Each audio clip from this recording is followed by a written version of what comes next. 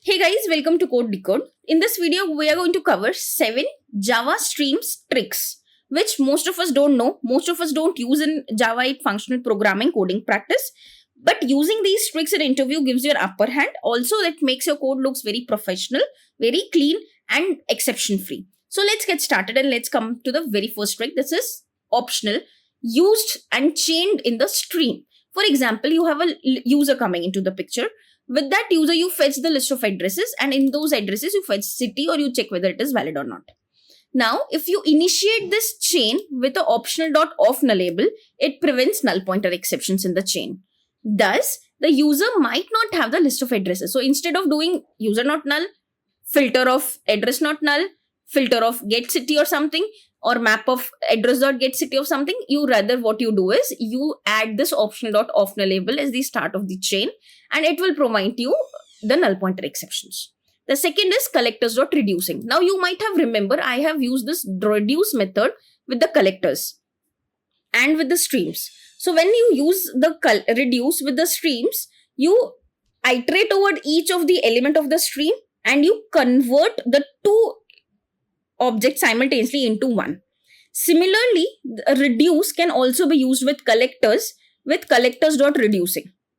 And how does it work? For example, I need to find the maximum salaries employee. You need to find the employee with the maximum salary. Then what you do is, with the list of all employees, you create a stream. So you have E1, E2, E3, E4. And while collecting, you just collect one employee. And that one employee should have the highest salary. So what you do is, you fetch first two employees. Out of those employees, compare their salary. Whose salary is greater, take that particular employee into consideration. Now go ahead, take the third and fourth. Then you reduce them. Whether out of these two, which should be considered. And then you keep on reducing from suppose 10 employees to just one employee. And at the end, you just get one employee, either E1 or E2, out of which whose salary is the greatest one. And you reduce it. So what is happening? This reducing is taking a binary operator. Now, it compares each pair of employee and keep the one with the higher salary. So it is as good as you code like each of it's a very simple code also. You don't need to use collectors.reducing. I'll tell you when this collectors.reducing is the best scenario to be used from. This can also be done by employee.stream, and then you calculate the max by comparing employees.salary. This is a very beautiful equivalence of this particular complex code. So you would say, why to use reducing if I can do it just with a max operator?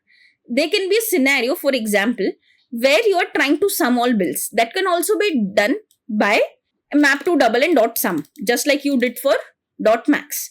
But when you have to sum each bill for each department separately, or define a custom rule like fetch only the bills above 1000. In these complex scenarios, reducing becomes the best part, because you can combine this reducing with the group by.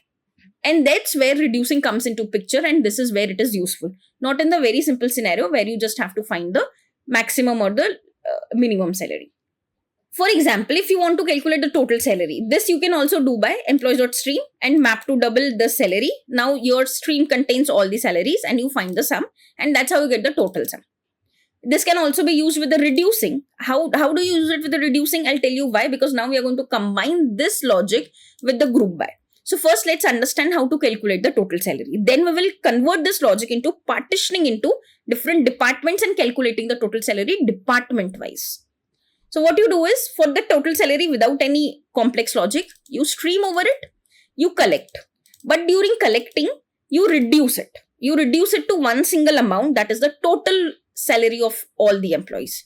So you start with an identity that initially, if there is nothing in the whole stream, you can start with 0.0, and as soon as you go on, you map it and you combine it. So how do you so there are three things that reducing takes: identity, mapper, and combiner. Identity is just how you start, the starting value of the reduction. Here it is 0. The second is the mapper. Mapper extracts the salary from each employee. So what you do, map each employee with their salary. And at the thing, you combine all the mapped value to one That is what you want at the end, because that is the reducing logic, that out of all the list of strings or all the list of custom objects you have, at the end you need just one object. So that's why you, for that double that you get from the salary, you sum it all. So it combines all the mapped values using sum dot double dot sum. That is, you sum everything that you get. Now, when you want to do the same thing for each department, how would you do it with just this map dot double? You cannot do it. So while collecting only, you group by. You group by each department. And how do you group by? With the key becomes department and value becomes the total sum, like this. The same logic that you have understood just now here. The same logic is copy pasted from here into the value part of it. So when it is more complex, you have to combine this logic of fetching the min, max, sum, everything department wise, or filter it for each where it's greater than 1000. Then you use reducing. So what you do is, over all the employees, stream it up. But before collecting, what you have to do is you have to do group by with key and value. Key becomes the department and value becomes the sum of each employee's salary for that particular department. And this obviously would have been harder to do with this particular map.double simple method. So imagine you are summing the bills of multiple departments. If you want to sum for all the complete organization, go with a simple one. But you have a complex logic. For each department's bill separately, go for collectors.reducing. Hey guys, recently we have launched a course covering an end-to-end full stack application using Angular as front end and microservices and Spring Boot as the back end. Also, we have used Cloud to deploy this application, and we have used CI/CD, that is Jenkins and Argo CD, for continuous integration and continuous deployment. The technologies that we have used is RESTful web services, Spring Boot and microservices for backend, Angular for front end. GitHub we have used for version control system. Also, to make the code unit testable, we have used JUnits. We have used Sonar for code quality checks. Also, for containerization, we have used Docker and Kubernetes. And to deploy this whole application, we have used AWS and multiple services from AWS. Also, we have used SQL as well as NoSQL, that is MongoDB and SQL. On AWS, since for the SQL we have RDS, we have used those services, and Jenkins and Argo CD for CI/CD pipeline. Also, this is an architecture of the application that we have created where the front end is Angular and the back end is microservices. We have used ALB load balancers, Ingress for routing and load balancing. And we have used SQL and MongoDB for SQL and NoSQL DB management with Eureka Server and all those microservices counterparts. Now, this is the CI/CD pipeline. This is the CI/CD flowchart for the application that we have created on local. So this is something, a flow when you create an application in local, push it to GitHub, create a Jenkins pipeline and do the CI/CD using Jenkins and Argo CD. And at the end, deploy the whole code at AWS EKS. Complete description of this course is covered in a very separate video. The link for that video is also given in the description bar below. And also the link to purchase that course from Udemy is also in the description bar below. So please go and check the description for all these links. The third trick that I'm going to tell you is using grouping by with mapping. I'll give you an example, okay? Now I have a department and I have to fetch the list of employees, but not the list of employees. That would have been very easy. You would have grouped by department and the value becomes the employee. Here you have to map each employee with the name. Then what you do is you group by department first. Then you extract only names and then collect all those names together. And then becomes the value for this map, key value map. So what you do is you do grouping by. So for all employees list that you have, group by each department, but not just the employees that you have in the stream, rather their names. And you need all of them as a list, because here you can see for the HR you have Alice and Bob. So internally what you do is you tell the Java to please group by all the employees with the department. And then while you are collecting the values for each department, you first map each employee to their names. Collect their names into a list and then return a map of list, string, list. Now, without mapping, how would you have done it? without this Java code, how would you have done it? This is so much readable. It says from the employee list, create a stream, group them by the department name, and the value becomes the list of employee names. It's so much readable. It might be initially not, because you might not be very well versed with Java 8 practices. But the worst part is, look at how the simple Java code looks like without the chaining in the functional 8 programming. What you do is you first create a map of list string list of string. That is department and the list of names. Then for each employee, in this map, you compute and you add. So what you compute? You first get the department. For example, IT and HR. And compute if absent checks if map already has the department into it. So in this map, it checks if this department is already there. If it is already there, then return the existing list. And if that department is not already there, like for example, HR is not already there, then it creates a new empty list and add it to this particular map. So initially when HR comes, there is no, this map is empty, there is no key. So HR is added as a key. And then how does the value comes into picture? It is with .add employee.getName. So this adds the employee's name to the list of department. So for each employee that you get, you fetch the department, add his department to the map, and add that particular name of that employee to that particular map. If the map does not have the key as department, add it. If it is already present, just add the name as a list to that particular map list. I don't think it is readable. Compute if absent, add, these all gives too much of complexity to my understanding. So how beautifully this could have been done is, you have created a simple employee. During the stream of all these employees, you group them by department and you map each employee with their name and collect all those names to a list, and then this becomes the key, this becomes the value. Too much readable for us. So this becomes the key, this becomes the value. When to use group by and mapping? When you have a complex situation where you just don't know how to group it, but you also have to map each response of that particular object in the stream to some another value. Then use group by and mapping. Now the fourth trick that we maximum time don't use it is using the partition by. First, let me make you understand what is this partition by with a beautiful analogy. The partition by is like a Boolean powered splitter. Basically, it splits the whole stream into two buckets. What goes into these two buckets is depending upon you. All that two buckets can have list. A single object is average, a single object is count, a single object is min or a max, or the anything and everything that you can fill into those two buckets.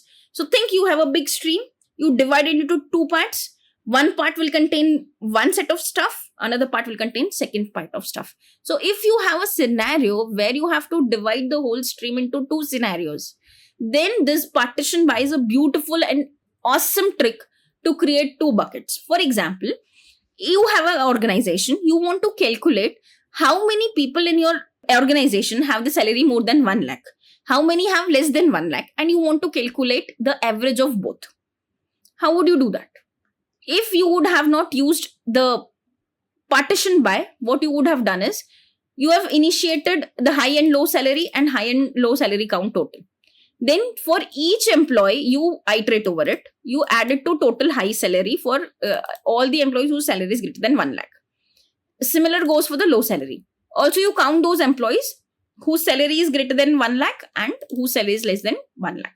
And at the end, you calculate average salary by dividing the salary count, the total, by the number of people with the high salary, and the lower salary and the total number of people having the low salary than 1 lakh. I think this is too much of code when this can be easily done by partition by, and tell you how beautiful it can be done in just 3 lines.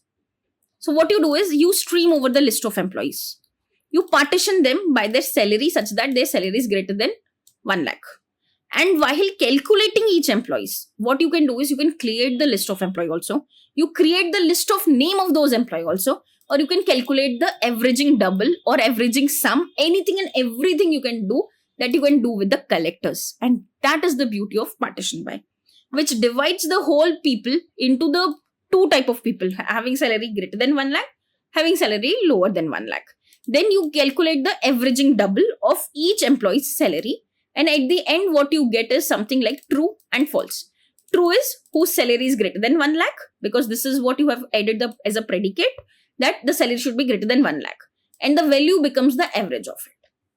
So what happens internally is that partition by of E dot get salary greater than 1 lakh splits your stream into two parts, with true and with false. True are those employees whose salary is greater than 1 lakh. False are those employees whose salary is less than 1 lakh. The result type becomes the key as boolean. Value becomes the either the list of employees if you don't aggregate it, or the average of all the employees, so that is double. And at the end, what you do is you collect by averaging the double. So now you apply the aggregate function. For each of the list of employees, just give the average of each salary. So now you get at the end of all this result is a map of boolean comma double, where boolean is the true and double becomes the average of each employee's salary. Now full example would be that you find an average split by just doing these 3 lines of code. And that's the beauty of using the partition by. There can also be the variations to this, that you partition by each salary who's greater than 1 lakh and you count them. So you have 2 buckets authentically. One will be 1 lakh salary, you have 10 people. Less than 1 lakh salary, you have 30 people.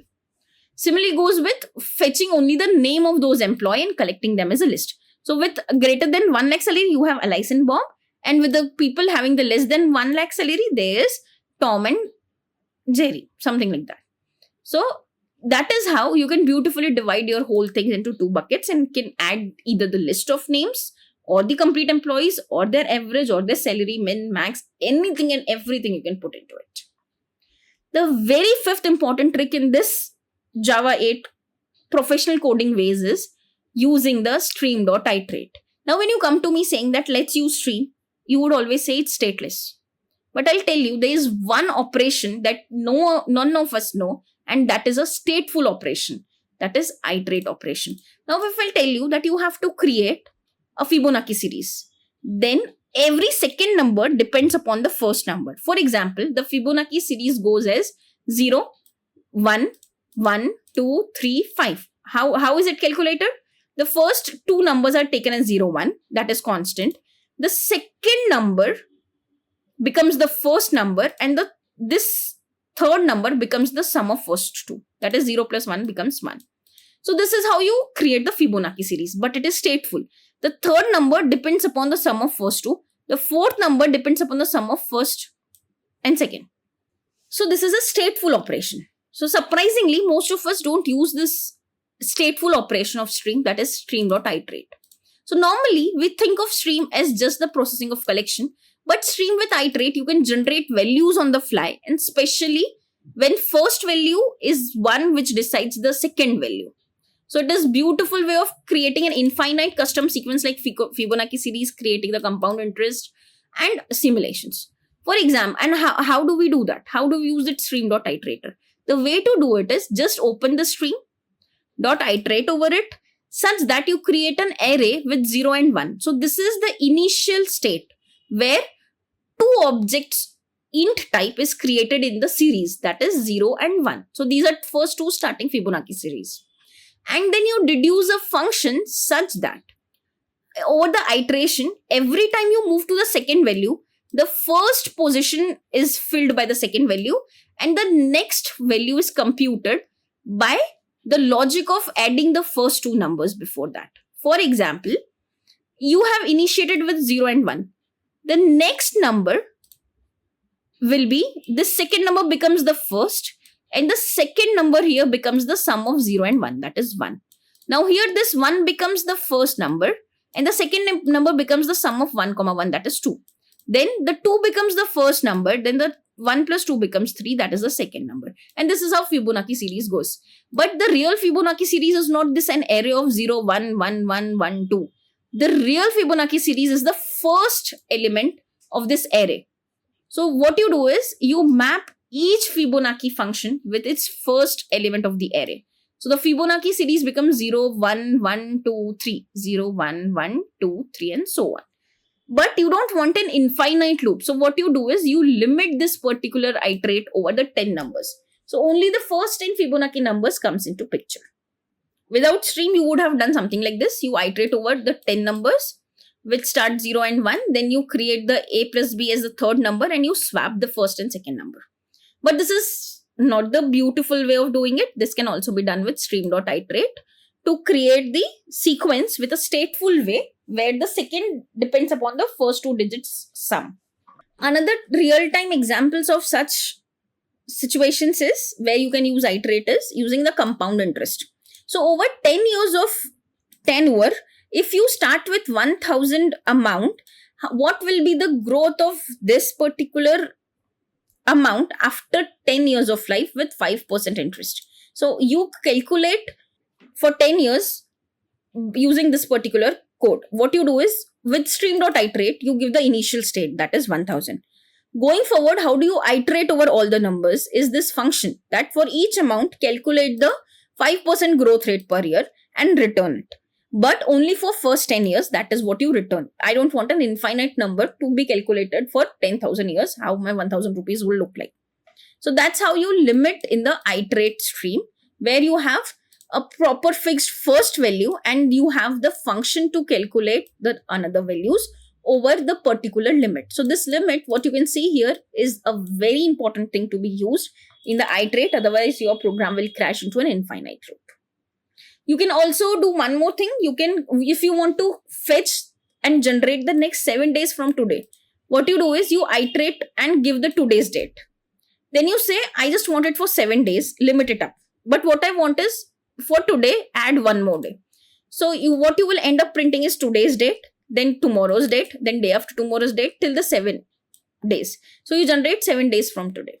And that is how beautifully on the fly, you will be able to create the stream of elements. You always don't have to work upon collections or the stream of elements that you get as an input. You can also create an output as streams using this particular stream.iterate. So it's beautiful when you don't have to manage the variables manually. You don't have to encapsulate their state. You want to be doing the chaining, mapping, collections, collectors, but you don't have the stream of data and you have to create it, use this. Also, it does not compute all values upfront. It is very lazily loaded. What it does is as soon as it goes by, it lazily do the value calculations. Also, it is safe because you always use the limit with it. If you forget to do it, it is your problem. It is your mistake and then you will end up in an infinite loop. So the stream.iterate generate the sequences lazily. Important thing is it does it lazily and hence good in performance. It is stateful because each element depends upon the prior of its element. It is a compact syntax. You don't have to manage the variables and it has many real-time use cases like Fibonacci series, calculating the compound interest, exponential values and all those things. Now the sixth important trick, which is very similar to what we have had earlier, is from the iterate, we have one more thing called as generate. When you want to have stateful sequence to be created, use iterate. When there is no need for any stateful, you just need some random data to be generated, some random numbers to be generated, use the stream.generate. It is used to create an infinite stream of values using a supplier, which means that you provide a return value and Java keeps on calling it repeatedly. For example, you generate and you provide a supplier and then the stream will call this supplier function n number of times unlimitedly until you use limit of n or you do the Java 9 feature take while. So I'll stick to this limit n as we are covering the Java 8. If you want me to cover more about take while, which is a new feature of Java 9, let me know in the comment section. I'll create another video for this and cover all these scenarios with take while also. So why do you use generate? Because you want to use stateless feature, you want repeating values, you want to generate random OTPs, you want to generate a mock data or the test data for your JUnits. In that case, you use generate. So while iterate was a state-based function, generate uses a supplier, a perfect random data generator. For example, you generate a random OTP. So what you do is new random, where next int will be 9000 plus 1000 and limit only for 5 random OTP generations. So what this new random.next int 9000 does, it generates a number between 0 to 8999. That is the maximum int that between 0 and 8999 you have to generate. Then shift the range to 1000 for 4-digit OTPs. And because of this 1000, you will get a 4-digit data. Then you limit only to 5, so you get only 5 OTPs and you print it out. So what it does is from 0 to 8999. So if you can see this 8999, there is no number bigger than 8999. Also, you made sure that a range is between 1000 to 9999, and hence this is a 4-digit OTP being generated. When to use this? When you want to simulate the test data, when you want some default values, and that has to be completely random, then go for this particular situation. And what is the difference between generate and iterate? Generate has no state. You give a supplier, it works upon it. It has a unary operator with a proper state where the second digit depends upon the sum of the first 2 digits.